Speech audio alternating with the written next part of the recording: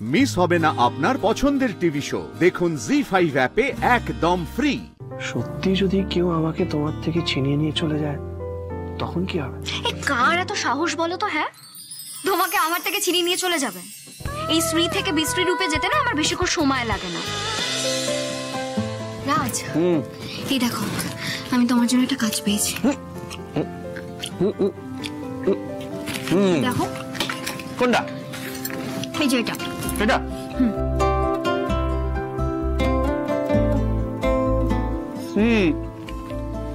মানে আমি মেশিনের কেয়ারটেকারের কাজ করবো?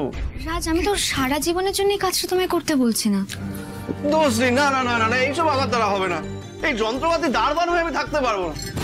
তুমি বলেছিলে বলে আমি চাকরি করার চেষ্টা করেছি তো, কিন্তু এই 10টা 5টা এই ব্যাপারটা আমার দ্বারা হবে না। দেখো শ্রী, আমার লক্ষ্য আলাদা, স্বপ্ন আলাদা। না, আমি আমার স্বপ্ন এই 10টা 5টার জীবনে না বিসর্জন দিতে পারবো না, এটা বোঝার চেষ্টা করো। আমিও চাই না তুমি তোমার স্বপ্নগুলো বিসর্জন দিয়ে দাও। যেহেতু তুমি যন্ত্রপাতি নিয়ে কাজ করতে খুব ভালোবাসো, তাই আমার মনে হয়েছে এই কাজটা করলে হয়তো তোমার ভালো লাগবে। মেশিন সম্পর্কে কত কিছু জানতে পারবে, নতুন নতুন অভিজ্ঞতা হবে, নলেজ বাড়বে। আর রাজ, কোনো অভিজ্ঞতা তো জীবনে ফেলে দেওয়ার মতো হয় না। একবার চেষ্টা করে দেখো না, ভালো লাগবে। মানে চেষ্টা করতাম, মানে যদি গাড়ির কাজ হতো তাহলে তাও একটু ভাবতাম, কিন্তু এটা কি কথা রাজ? তুমি একজন মেকানিক, শুধু গাড়ি কেন, প্রত্যেকটা যন্ত্রপাতির ব্যাপারে তোমার ইন্টারেস্ট থাকা উচিত। আর রাজ, মানে চাকরি পেলে বা চাকরি করলে এমন তো নয় যে সেটা ছেড়ে দেওয়ার কোনো অপশন থাকে না। না মানে ধরো যে ওরা আমার উপরে কোনো জাদু করলো, ওরা আমার উপরে এমন জাদু করলো যে আমি ওই 10টা 5টার কারখানায় বন্দী হয়ে গেলাম, তখন একটু আবল তাবল বকাটা একটু বন্ধ করবে? না না, আমি আবল তাবল কথা বলছি না। ভাবো ওরা আমার মগজ ধোলাই করলো, ফিরে এসে আমি তোমাকে চিনতেই পারলাম না। বললাম, ম্যাডাম আপনি কে? আরে কি? তখন এভাবে চিমটি কেটে তোমাকে মনে করিয়ে দেবো তো তোমার বাড়িতে একটা স্ত্রী আছে যার নাম শ্রী। আচ্ছা, না মানে সত্যি ভাবো, সত্যি যদি কেউ আমাকে তোমার থেকে ছিনিয়ে নিয়ে চলে যায় তখন কি হবে? কার এত সাহস বলো তো? হ্যাঁ, তোমাকে আমার থেকে ছিনিয়ে নিয়ে চলে যাবে? এই শ্রী থেকে বিশ্রী রূপে যেতে না আমার বেশিক্ষণ সময় লাগে না। আমাকে চেনো না তুমি? আমি লড়াই করে একেবারে কেড়ে নিয়ে আসবো তোমাকে। শ্রীকে না যেমন তেমন মেয়ে ভেবো না, বুঝেছো? আচ্ছা তাই বুঝি? তাই। একদম কথা ঘোরাবে না, খুব চালাকি না, সব আমি বুঝতে পারি। রাজ, একটু মন দিয়ে শোনো না, আমি যেটা বলছি তোমার ভালোর জন্যই বলছি। একবার চেষ্টা করে দেখো না। কি চেষ্টা করবো বলো তো? আগের রাতে এত চেষ্টা করলাম, তুমি তো দেখলে কি হলো। ওই মালিক আমাকে ঠকাতে বলছে। আমার এইসব কাস্টমারদের ঠকানো, এইসব জোর চুরি আমার দ্বারা হবে না। শোনো না, এইসব চাকরি বাকরির কথা ছাড়ো। আমি বলছিলাম আমরা না বিজনেসের ব্যাপারে ভাবি, কিভাবে বিজনেস শুরু করা যায়, কি করা যায়, এগুলো একটু ভাবি। রাজ, ব্যবসা করতে গেলে টাকার দরকার। সেই টাকাটা এই মুহূর্তে তোমার কাছে নেই, কিভাবে জোগাড় করবে তুমি? হ্যাঁ মানে এটাও তো ঠিকই বলেছো। মানে যদি গাড়ির ব্যবসাও করি, মিনিমাম 2টো গাড়ি, আর 2টো গাড়ির জন্য 20 লাখ। এত টাকা কোথা থেকে? রাজ, তুমি এখন কি করছো? আজ এই গ্যারেজে কাজ করছো, কাল কোনো একজনের ল্যাপটপ ঠিক করে দিচ্ছ, পরশু অন্য কারো গাড়ি চালাচ্ছ। এইভাবে তো জীবন চলতে পারে না রাজ। আর মাসে তুমি কটা দিনই ভাই ধরনের কাজ পাবে? কি এমন রোজগার হবে এতে? শ্রী, তুমি বুঝতে পারছো না, এসব প্রাইভেট কোম্পানির চক্করে পড়লে না এসবের থেকে আর বেরোনো যায় না। খুব চাপের ব্যাপার, একটু বোঝার চেষ্টা করো। কিচ্ছু হয় না রাজ, আমি তো তোমাকে বলছি। এখন অনেক ছেলেমেয়েরাই না প্রাইভেট কোম্পানির ভরসাতেই চলে। একবার চাকরিতে জয়েনটাই তো করে দেখো, একবার ট্রাই তো করো রাজ। আর ওই কোম্পানিটার না বাজারে বেশ নাম ডাক আছে। ওখানে গেলে অনেক নতুন নতুন মানুষদের সঙ্গে তোমার আলাপ হবে, পরিচয় হবে। হয়তো এমন কাউকে তুমি পেয়ে গেলে যে সত্যি তোমার গুণের কদর করলো, যে তোমার আইডিয়াটা শুনে তোমার ব্যবসায় ইনভেস্ট করতে চাইলো। এমন কাউকে তো তুমি পেয়ে যেতেই পারো ওখানে, তাই না?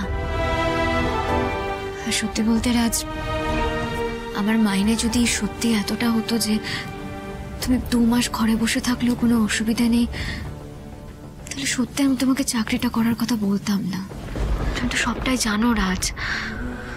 আমি এখনো বুঝেই উঠতে পারছি না যে কি করে এ মাসে মায়ের ওষুধের খরচা চালাবো।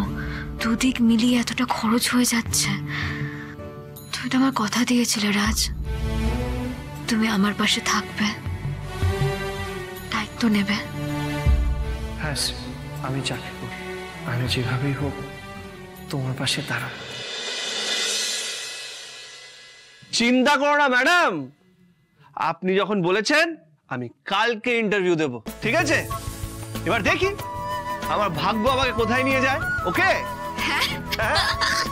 হ্যাঁ। খুশি তো? খুশি মানে খুব খুব খুব খুশি।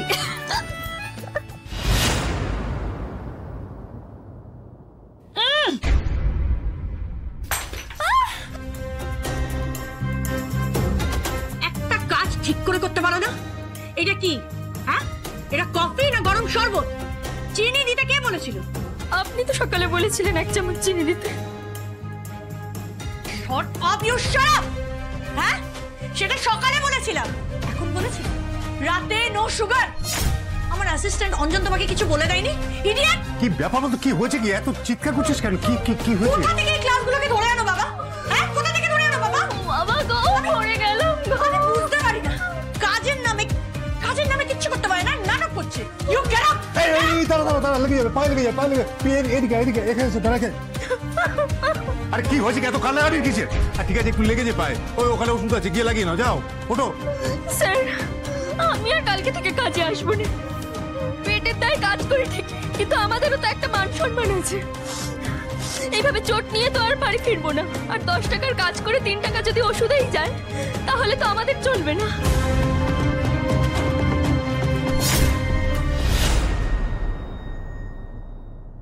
এই নাও, মান সম্মান মাই ফুট। 10 টাকার কাজের জন্য তোমাকে 10,000 টাকা দিলাম, আরো লাগবে? না, আরো 10,000 টাকা তোমার কম্পেনসেশন। নাও গেট লস্ট। কি হলো? হা করে দাঁড়িয়ে রয়েছে, টাকাটা কুড়িয়ে নাও আর এখান থেকে যাও। এক কাজ করো, এই ভাঙা কাপগুলো কুড়িয়ে নাও, তাড়াতাড়ি করো।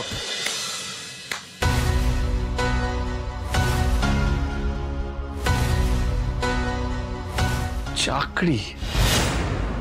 শেষ অবধি আমাকে চাকরি করতে হবে আমার স্বপ্নগুলোর বিসর্জন দিয়ে? কি আদৌ পারবো? একটা জঘন্য জালিয়াত ছেলে। কি বলেছিলি তুই? শুধরে যাবে? হ্যাঁ, 3 মাস কেন, 3 জন্মেও শুধরাবে না। মেয়ের জীবনটা পুরো নরক বানিয়ে দিয়েছো, তোমার লজ্জা করে না? তোমাকে কোনোদিনও ক্ষমা করবো না, আর কোনোদিনও ভালো হবে না রাজ। না না রাজ, পারতে হবে, যেভাবেই হোক পারতে হবে। এরকম এদিক ওদিক খেপ খেললে চলবে না। আগের দিন স্টান্টের কাজ করতে গিয়ে শ্রী খুব ভয় পেয়ে গেছিল। শ্রী, আমি তোমার চোখে আর জল দেখতে চাই না, আর তোমাকে ভয় পাবো না। যেভাবেই হোক আর শ্রীর পাশে দাঁড়াবো। জি5 ডাউনলোড করুন আর সব এপিসোড দেখুন একদম ফ্রি।